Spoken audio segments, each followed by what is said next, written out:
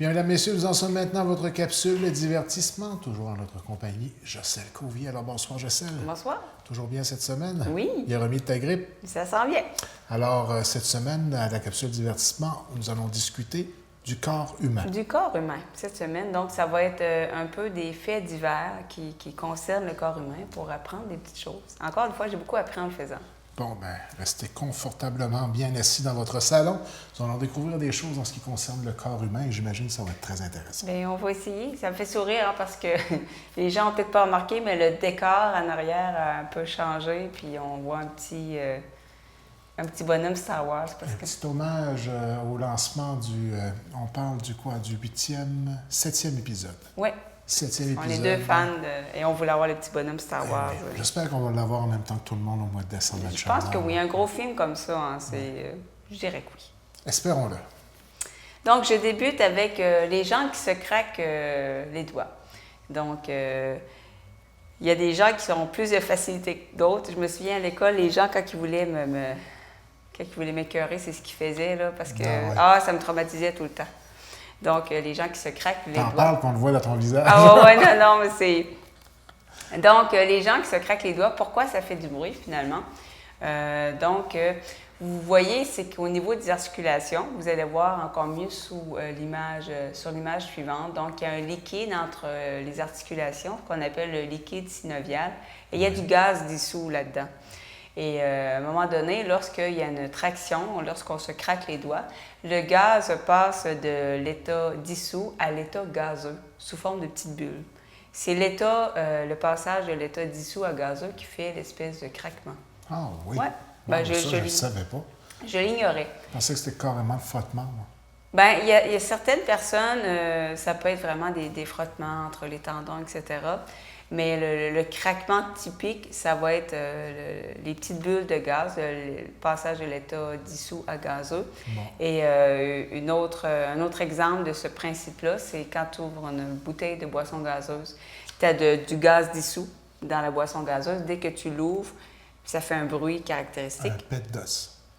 Voilà, donc c'est T'es en train de me faire perdre mes idées. C'est ce qu'on vient d'apprendre aujourd'hui à la capsule divertissement. C'est pas dû au frottement, mais c'est la libération de ce gaz-là. Tu vois, je suis capable de rattraper l'animation, messieurs. Hein, donc, dans une boisson gazeuse, le gaz est dissous. Lorsque tu l'ouvres, ça fait des bulles, ça fait du bruit. Donc, encore une fois, c'est la même chose qu'au niveau des articulations. Passionnant. Et intéressant, si vous prenez une radiographie lorsque les petites bulles sont présentes dans le liquide synovial, il va y avoir des petites bulles sur la radiographie. Ah oui? Oui. J'ai essayé de trouver une image de ça, mais j'en ai pas trouvé. Et aussi, pourquoi lorsqu'à un moment donné, tu te craques les doigts, puis à un moment donné, ça marche plus, c'est qu'il faut que tu attends que le gaz est à nouveau dissous pour repasser à l'état gazeux sous forme de petites bulles. Ah, donc, quand c'est fait de façon répétitive, à un moment donné, ça ne marche plus, oui. Ah. Il faut que tu attends que le processus se refait. J'avais remarqué que c'était fort au début, un peu moins fort ça diminue. Bon. Donc, il faut que tu attends que le gaz est à nouveau dissous pour te refaire craquer pour que tes jointures soient flattes, entre guillemets. Hein? C'est flat quand tu l'ouvres, il n'y a plus rien qui sort. une bonne... c'est ça. Donc, ça explique un peu le phénomène. Et comme je disais, bon, il y a aussi les gens qui ont des tendons ou les gens, comme le régisseur, qui ont des drôles de craquements. C'est ça. Okay. Il y a des gens qui sont nés avec... il va y avoir des nerfs qui frottent, des tendons qui frottent, fait qu'ils peuvent faire craquer à peu près n'importe où. Mais ça peut-tu avoir des conséquences de faire ça à répétition? Tu lui disais, fais pas ça, tu vas venir avec des grosses jointures. Il y en a un monsieur qui s'était fait craquer une main sur deux pendant des années, carrément, là, pour comparer avec les deux, puis il n'avait pas vu de différence. Bon. Mais peut-être que quelqu'un qui a déjà certains problèmes, j'imagine que c'est peut-être pas conseillé, je ne sais pas honnêtement. Là. Donc, ça explique un peu les gens qui se craquent les jointures. Il y en a qui se font un méchant plaisir à faire ça. Oui, mais là, maintenant, les gens qui vont me rencontrer vont s'amuser à se craquer les doigts parce qu'ils savent que ça me traumatise. C'est à noter. J'enchaîne. Bon, maintenant, on va continuer avec les bruits. Donc, lorsqu'on entend la mer, tu sais, je vais pas péter la bulle des gens parce que c'est une image très cute. On entend la mer dans les coquillages. Mais ce qu'on entend, en fait, c'est la circulation des vaisseaux sanguins dans notre tête. Mais moi, je suis persuadée que la petite fille, c'est la mer qu'elle entend. Oui. Oui. Continuez de dire à vos enfants qu'ils entendent la mer. Tu les mets sur le bord de la mer, là. Bien collés sur la mer. Là, tu leur mets le coquillage. T'entends-tu la mer? Ah oui, je l'entends. C'est bon, c'est pas un mensonge, cette façon-là, c'est oui. Mais c'est vrai que ça simule un peu. Oui, parce que c'est vraiment, on l'a tous un peu fait, là. Puis c'est que le coquillage, il agit comme une caisse de résonance, si on veut, mais je vais vraiment péter votre bulle. Si vous prenez un pot de confiture, ça va faire la même chose. Oui, ça va faire. Ça fait des moins belles photos, par exemple. Oui, ça tout l'aspect magique, oui, c'est ça. Que voulez-vous? Donc, continuez à mettre des coquillages sur votre oreille. Ensuite, un humain, cherchez une image qui correspond. Un humain perd 50 à 100 cheveux par jour. Donc, c'est pas facile quand on a juste 2. c'est ça. Je me souviens de cet épisode-là, c'était un drame parce qu'il avait perdu ses cheveux, ses 2 cheveux. Donc, nous avons quand même environ 100 000 cheveux. Il y en a, bien sûr qu'il y en a plus que d'autres, là, mais on en perd 50 à 100. 100 000, OK. 100 000, c'est quand même beaucoup. Bien évidemment, on peut se mettre à perdre beaucoup de cheveux, réparer le stress, etc. Aussi certaines maladies. C'est pour ça que si vous vous mettez à perdre beaucoup de cheveux à un moment donné, il peut être bon d'aller voir votre médecin. D'aller consulter, d'aller c'est pas nécessairement normal.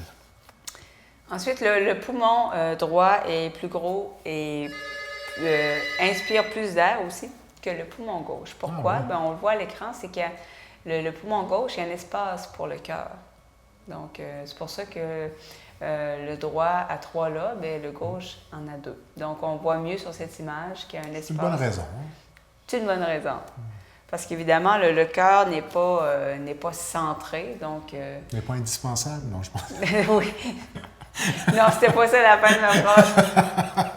Généralement, on a besoin d'un cœur pour survivre. Oui, donc, il y a une cavité pour le cœur, c'est pour ça. Ben, je n'avais jamais pris la peine de me poser la question. Oui. C'est des faits divers qu'à un moment donné, quand tu t'arrêtes à penser, genre, ben oui. Alors voilà. Les enfants grandissent plus vite au printemps et à l'été. Et on a cherché une raison scientifique à ça. C'est parce qu'il y aurait plus d'ensoleillement, plus d'activité physique, on va dehors, etc. Les enfants aussi poussent au soleil. Oui, c'est comme les végétaux, finalement. Donc, c'est ça. Tu as pensé avant de le dire, j'ai vu le temps de rendu. Il y a eu un délai. Donc, les végétaux. C'est ça. Ben, pas ces images, c'est comme une espèce de fleur. Donc, mais c'est vrai que je me rappelais quand on revenait des vacances d'été, puis qu'on arrivait à l'école, les professeurs étaient toujours un peu sous le choc de voir comment est-ce qu'on pouvait avoir grandi. Mais je pense que c'était plutôt à cause qu'ils ne nous avaient pas vus pendant 2 mois.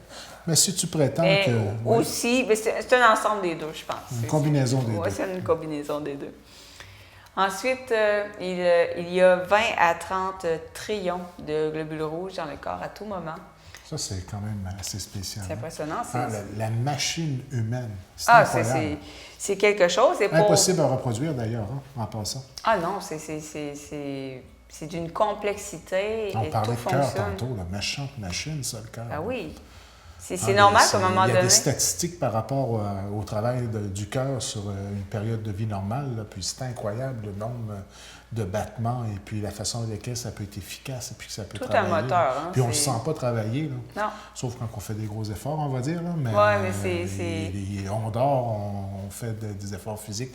Quoi que ce soit, il est toujours au rendez-vous. Là. Le corps humain, c'est ça, c'est une machine parfaite. Parfois, il y a des maladies, mais ça nous montre juste quand il y a des maladies, c'est que c'est des choses qu'on prend pour acquis, que dans le fond, un cœur, ça marche tout seul, la respiration, on n'y pense pas, etc.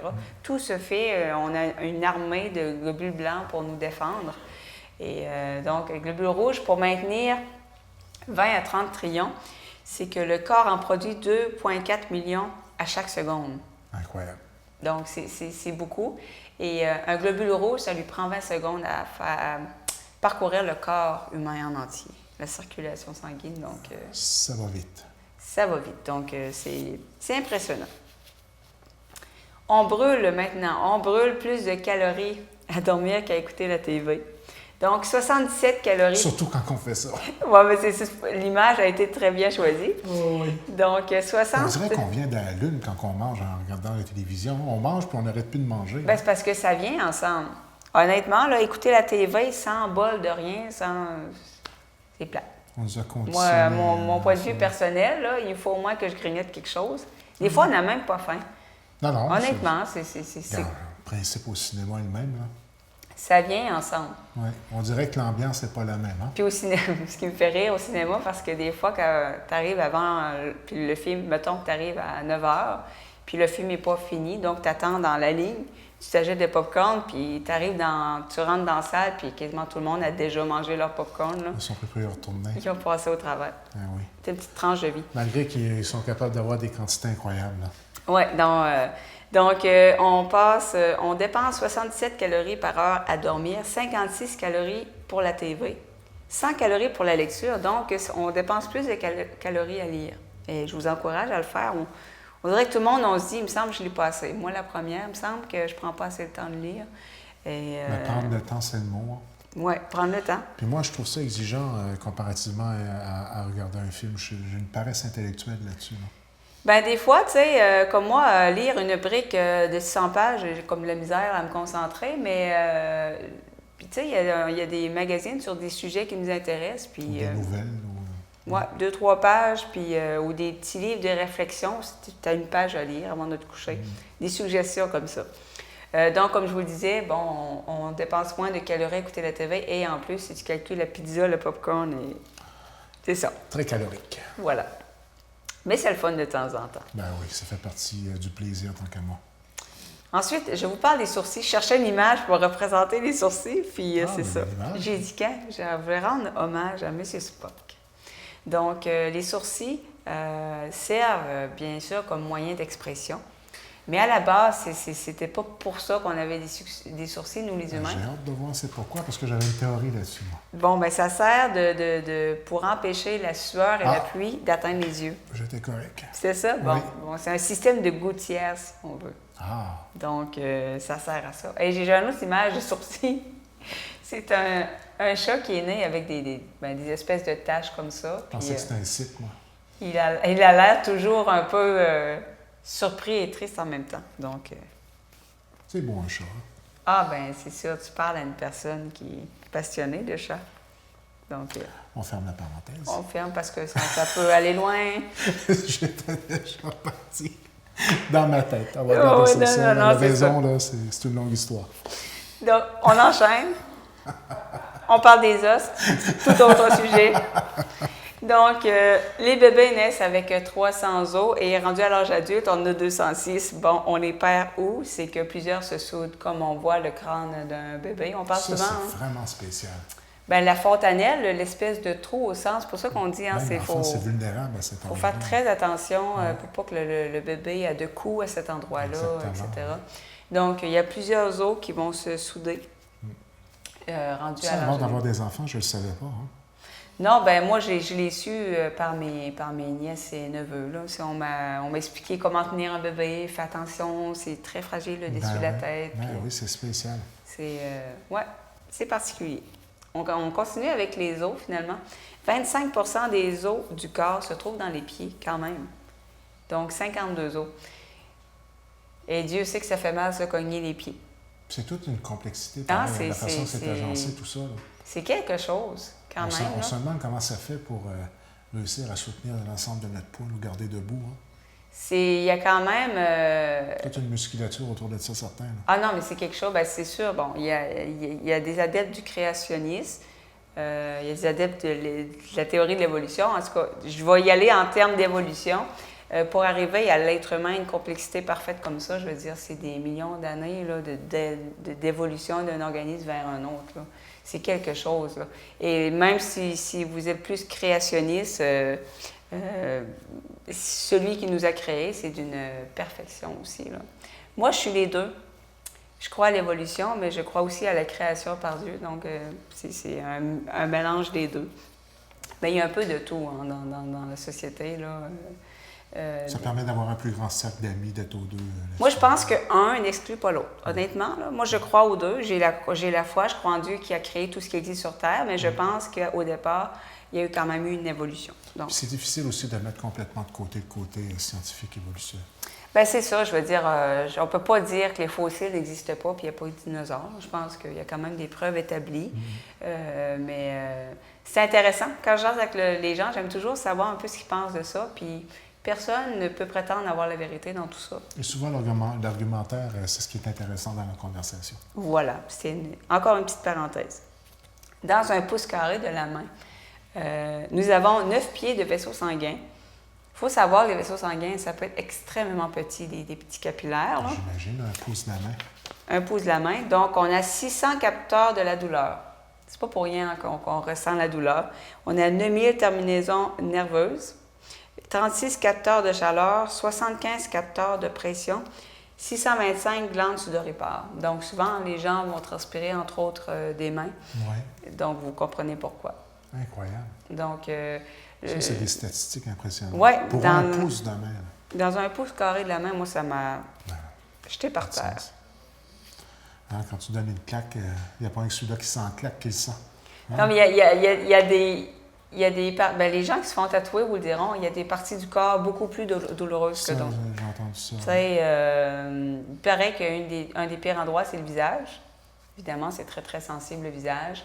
Mais il y a des proches de certains os aussi. Ben, je suis tatouée, là, je veux dire, je ne me cacherai pas. Là. Moi, j'en ai un sur la cheville, puis un derrière la nuque. Puis je peux vous dire que la cheville, c'est ça. C'est sensible. Ben, c'est qu'il y a des os pas loin. Hein? Ouais. Puis la nuque, ça va bien, sauf quand il arrive proche d'un os, là, tu le sens. Mais il y a des gens, c'est ça, je connais beaucoup de gens tatoués. Là. Un des pires endroits pour les hommes, il paraît que c'est ici. Là. Ah oui, puis pourtant, c'est populaire. Fait qu'il y a beaucoup d'hommes qui vont se faire c'est un tribal, je ne sais plus comment ça s'appelle, là. Un barbelé, mais qui ne le termine pas là. Parce que ça a l'air que c'est bien souffrant. Ah, c'est pas des mammouths. C'est pas des mammouths. Donc, c'est pas d'égal à égal les parties du corps. Un autre parenthèse, si vous voulez vous faire tatouer, demandez à des gens tatoués à l'endroit où vous voulez vous le faire pour savoir c'est quoi comme feeling. Bon, intéressant. Mais c'est pas si pire, c'est moins pire que ce que les gens... S'imagine. Ah oui, non, moi, les gens, j'avais entendu que, oh mon Dieu, c'est super douloureux. Ça fait des années, moi, ça fait comme 10 ans. Te considères-tu comme une personne passablement sensible au niveau de la douleur? Parce qu'il y a des quand même endurante à la douleur. Le soleil, c'est final bâtard, il ne bouge plus. Là. Bien, je vous dirais que ça on m'avait dit, moi, ça ressemble un peu à des graphines de chat au début. Puis d'autres me disaient, non, ça fait beaucoup plus mal. Ça ressemble à des graphines de chat au début, puis à un moment donné, tu viens engourdi, tu ne sens plus rien. Ah! Tu sais, il y a des gens qui se font le dos complet, des couleurs, puis ils retournent 3-4 fois. Là. C'est beaucoup moins pire, moi, que ce que j'avais entendu. Bon, intéressant. Parenthèse en passant. Ensuite, on enchaîne et on va vraiment du coq à l'âne. Là. On parle de Barbie. Si Barbie avait une taille proportionnée à une femme d'aujourd'hui, de quoi elle aurait l'air? Donc, si elle avait la même grandeur là, que la femme qu'on voit en deuxième, là, bon, elle aurait un corps assez mince, on s'entend. Puis, si on devait la mettre proportionnée pour que sa taille a l'air d'une femme d'aujourd'hui moyenne, ça serait à droite, elle mesurait ses pieds.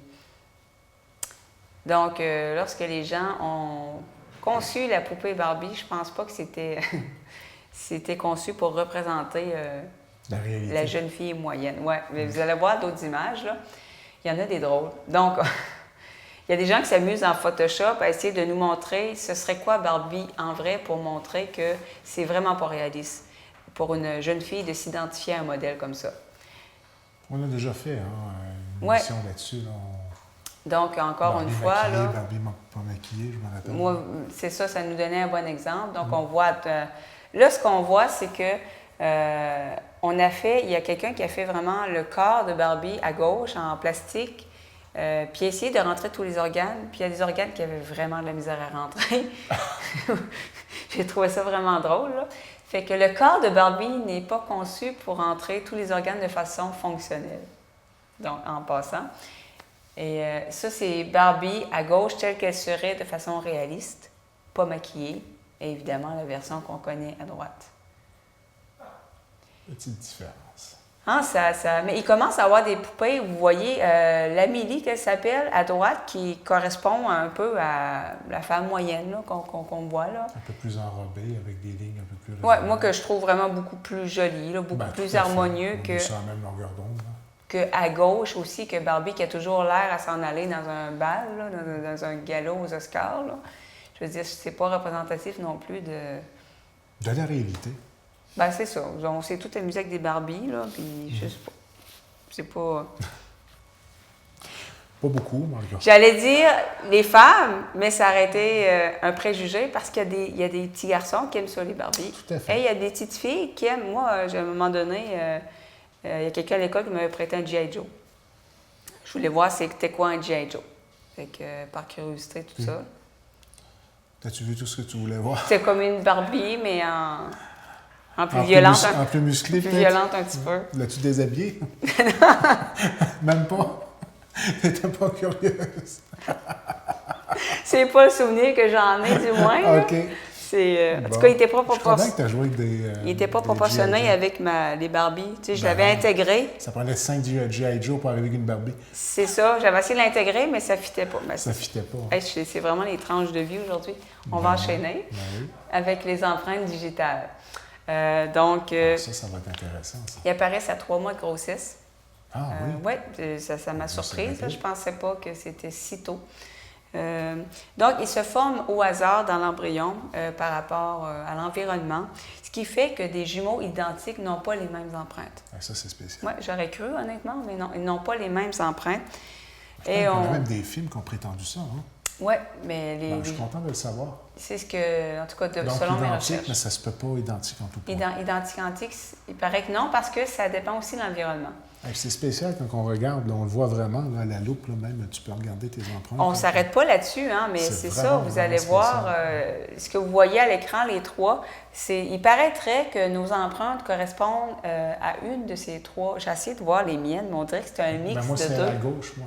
C'est à la gauche, moi, c'est un mix. Carrément. Un mix. OK, oui, elle à gauche aussi. Ah oui? Oui, je dirais. J'étais comme pas sûre. Ah, ben merci. Là, tout le monde à la merci maison. Merci d'être solidaire. Je ne serai pas complexé pour revenir à la maison ce soir. Tout le monde est à la maison, est en train de regarder ses pouces. Je suis convaincue.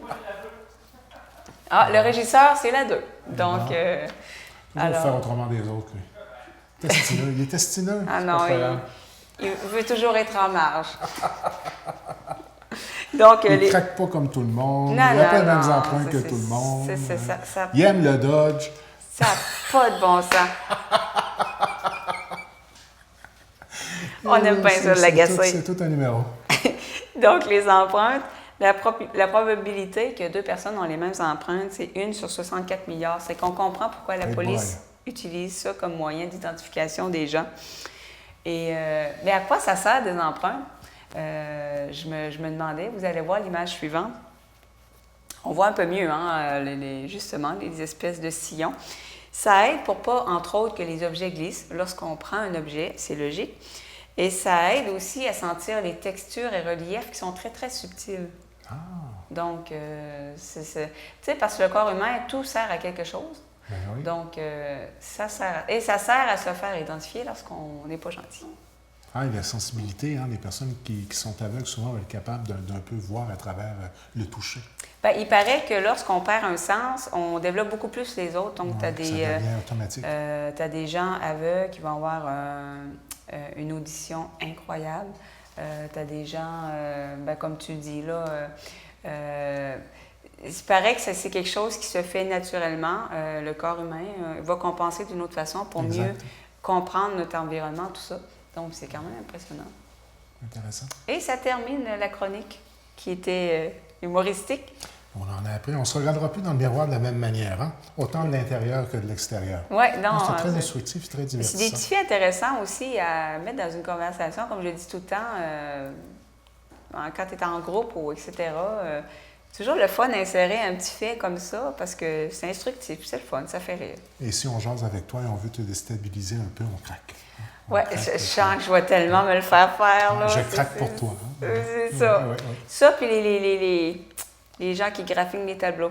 Ah, ça, je ne suis pas capable. Ouais, ça, c'est universel, je pense. Ça, là, c'était... c'est agressant. Agressant pour lui, puis d'autant plus que tu as une ouïe assez bien développée. Oui, j'entends très, très bien. Alors, ça conclut pour cette semaine, comme tu le disais? Oui. Alors, au plaisir de se voir la semaine prochaine. À la semaine prochaine.